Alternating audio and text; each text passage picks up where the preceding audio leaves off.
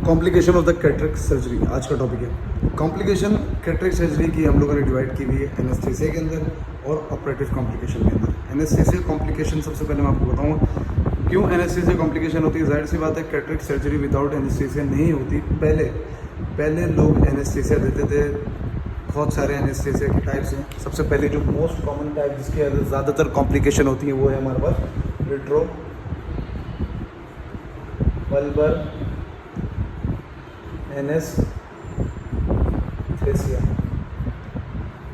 दूसरे नंबर पर हमारे पास आता है जो कि कॉमन है वो है सबक्लिनिकल।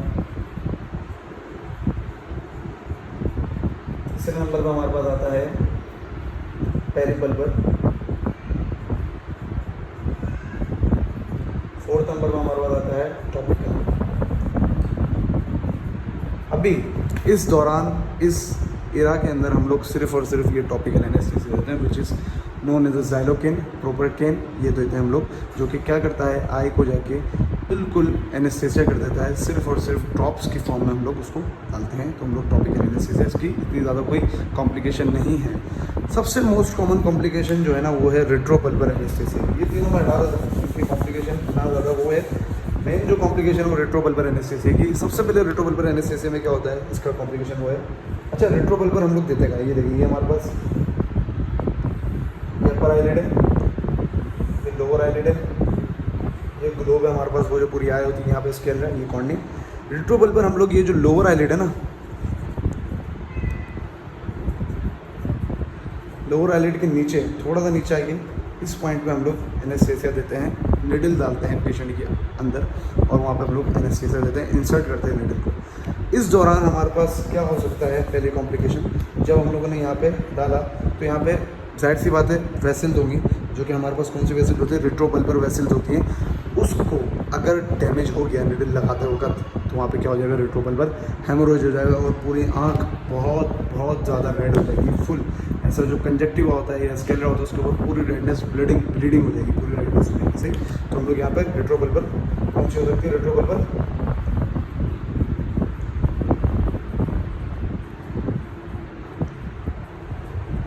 हेमोरेज। चलिए दूसरी चीज़ हमारे पास परफोरेशन ऑफ द ग्लोब हो सकती है। अगर किसी बंदे की आई बॉल थोड़ी लार्ज है, मायोपिक पेशेंट के अंदर आई बॉल थोड़ी लार्ज होती है तो उसके अंदर हमारे पास क्या होता है कि निडल अगर आई बॉल के अंदर घुस गई तो वो परफोरेट कर सकती है आई बॉल को। तो परफोरेशन ऑफ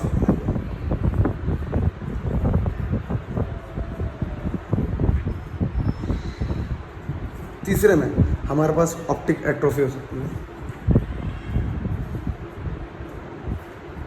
बाद वक्त क्या होता है कि जब बंदा डॉक्टर जब निडल डालते हैं अंदर तो निडल जाके ऑप्टिक नर्व को जाके डैमेज करती है और ऑप्टिक एट्रोफी हो जाती है और इसमें पेशेंट ब्लाइंड भी हो सकता है। It's a very serious complication of the retrobulbar anaesthesia. सबसे फोर्थ कॉम्प्लिकेशन जिसका जो प्रोसीजर है वो थोड़ा समझना इंपॉर्टेंट है। मैं इसको हटा देता हूँ यहाँ से पहले इसको। वो है हमारे पास ऑक्यूलो कार्डियक रिफ्लेक्स। ये क्या चीज़ है ऑक्यूलो कार्डियक रिफ्लेक्स? मतलब आँख का दिल से क्या ताल्लुक? तो आँख का दिल से ताल्लुक ऐसा है कि जब हम लोग रेट्रोपल्बर एनेस्थीसिया देते हैं तो उसमें हम लोग या तो आई बॉल के मसल्स की स्ट्रेच की वजह से रिसेप्टर एक्टिवेट होते हैं या हम लोग compression of the eye ball करते हैं ये एनेस्थीसिया देने पर। तो उस वक्त अगर compression of the eye ball के दौरान अगर स्ट्रेच हो जाए आई की तो हमारे पास दो नर्व्स हैं जो कि एक दूसरे के साथ लिंक कर रही होती हैं। एक नर्व का नाम है हमारे पास ट्राइजेमिनल नर्व, दूसरी हमारे पास है वेगस नर्व। सिलियरी गैंग्लियन जब भी स्ट्रेच ऑन द आई होता है तो रिफ्लेक्सेस लेके जाता है एक एफरेंट पाथवे के जरिए जो ऑफ्थल्मिक नर्व जिसको लेके जाती है अपने साथ। ऑफ्थल्मिक नर्व यहाँ से एफरेंट पाथवे को लेके जाती है और ऑफ्थल्मिक नर्व किसकी ब्रांच है? ट्राइजेमिनल नर्व की ब्रांच है। ट्राइजेमिनल नर्व पे आके वो एंड होती है और ट्राइजेमिनल नर्व पे ट्राइजेमिनल न्यूक्लियस वहाँ से सेंट्रल नर्वस सिस्टम के अंदर जाता है। ये हो गया हमारे पास इस पाथवे की एफरेंट नेम। दूसरी हमारे पास इसकी इफरेंट लिम्ब होती है, जो कि हमारे पास motor nucleus of the vagus nerve बना रही होती है। जब सेंट्रल नर्वस सिस्टम से पाथवे यहाँ की तरफ आता है ट्राइजेमिनल नर्व से वेगस नर्व के ऊपर, तो यहाँ का जो मोटर न्यूक्लियस होता है, आपको पता है वेगस नर्व का मेन काम क्या होता है, पैरासिम्पैथेटिक पाथवे को एक्टिवेट करना। तो हार्ट रेट डिक्रीज होगा या इंक्रीज होगा, जाहिर सी बात है डिक्रीज होगा, पैरासिम्पैथेटिक नर्व डिक्रीज करती है, तो वेगस नर्व बहुत ज़्यादा तेज़ी से एक्टिवेट होगी और बंदा किस में चले जाएगा, कार्डियक अरेस्ट के अंदर चले जाएगा या बिल्कुल ब्रेडिकार्डिया हो जाएगा, जिसको हम लोग कार्डियक अरेस्ट कहते हैं। और ये सीरियस कॉम्प्लिकेशन है, इसमें डेथ भी हो सकती है। तो ये हमारे पास एनएसएसए की कॉम्प्लिकेशन हो गई। ये पाथवे डायग्राम्स बनी हुई है इसकी पाथवे की, आप देख लीजिएगा। इसके बाद आ जाते हैं हमारे पास मोस्ट कॉमन, ये तो इतना ज़्यादा इंपॉर्टेंट नहीं है, इंट्रा ऑपरेटिव कॉम्प्लिकेशन। ये है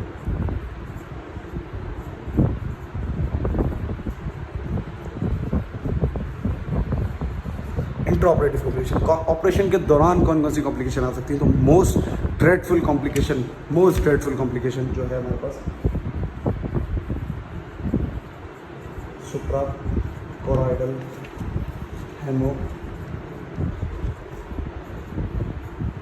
अगर किसी पेशेंट का ब्लड प्रेशर बहुत ज़्यादा हाई और अगर आपने उसकी सर्जरी कर दी तो क्या हो सकता है, मैं आपको बताता हूँ। ये देखिए,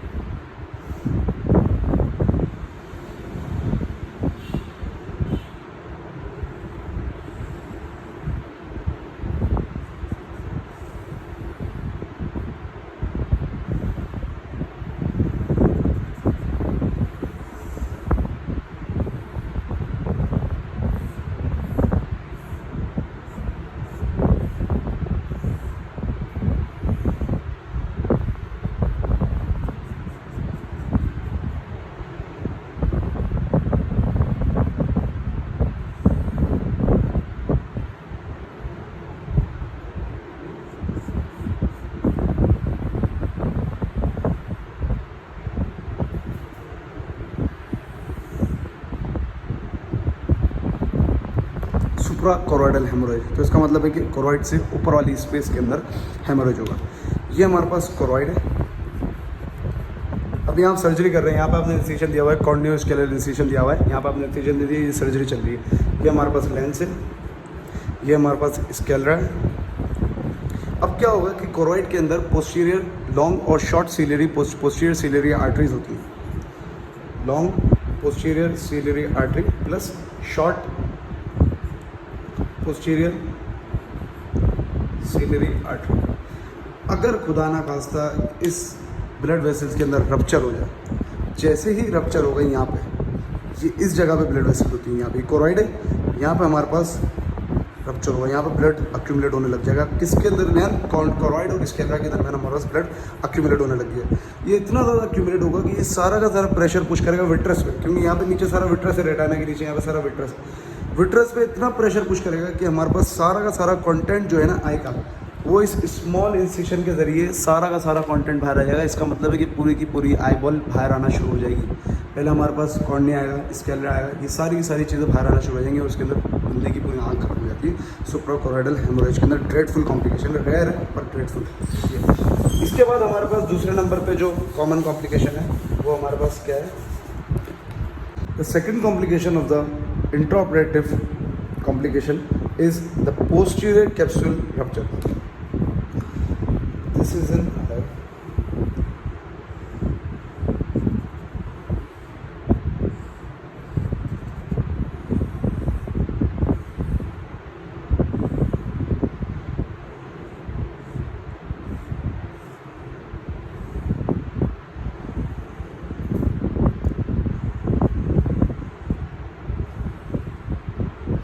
this is an anterior capsule, this is a posterior capsule, it is an anterior capsule, this is the posterior capsule. As you know, during cataract surgery we have to clear this anterior capsule and we have to intact the posterior capsule in a new method which is known as the extracapsular extraction surgery.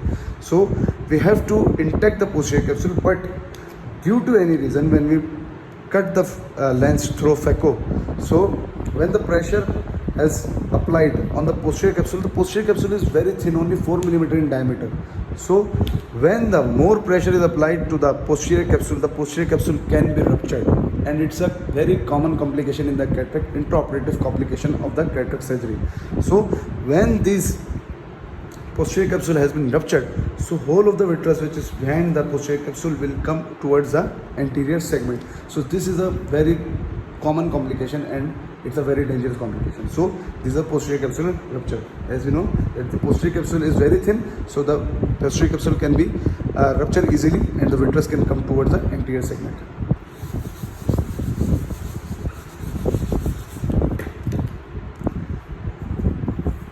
Nucleus drop.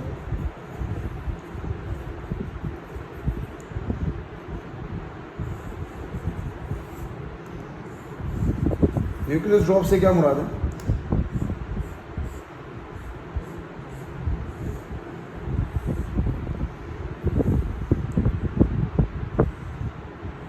Nucleus drop और posterior capsular rupture तकरीबन same ही चीज़ होती है। During cataract surgery अगर हम लोगों ने अभी lens को काटा नहीं है और हम लोग अभी लेंस के ऊपर फेको अप्लाई कर रहे हैं और हम लोगों के उसी वक्त अगर पोस्टीरियर कैप्सूल फट जाता है, क्या पोस्टीरियर कैप्सूल रप्चर हो जाता है, तो क्या होगा?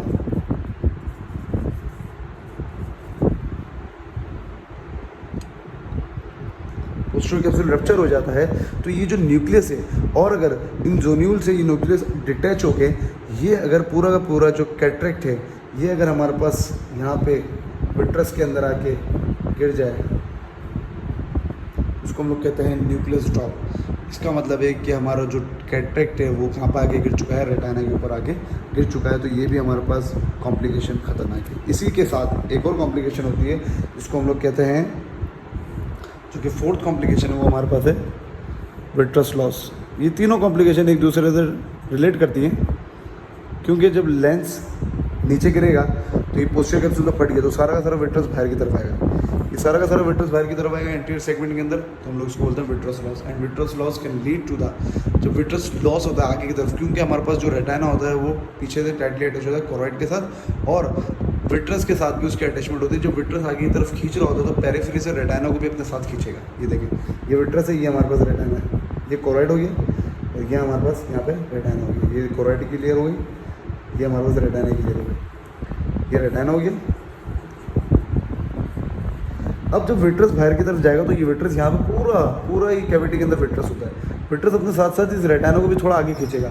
तो किसी पेशेंट के अंदर जब विट्रस इसको आगे खींचेगा तो उसके साथ साथ ये रेटाना भी उसके साथ आगे आएगा और रेटाना डिटैचमेंट, तो patient can goes to the RD which is a very dangerous disease of the eye which is known as the retinal detachment. तो ये हमारे पास चौथी कॉम्प्लिकेशन हो विट्रस लॉस की।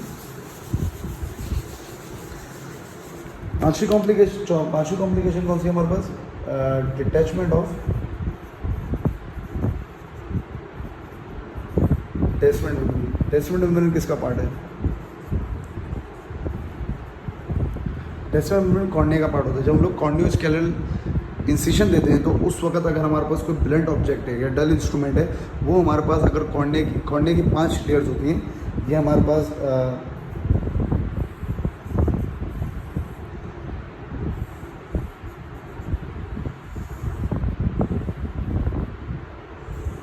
ये हमारे पास कॉर्निया है। कॉर्निया की 5 लेयर्स होती हैं। अब मैं इसको कॉर्निया को कट सेक्शन में अगर लूँ, इसको मैं काटता हूँ तो हमारे पास ये कॉर्निया ऐसे होता है। ये समझ लें इसकी लेयर्स हैं।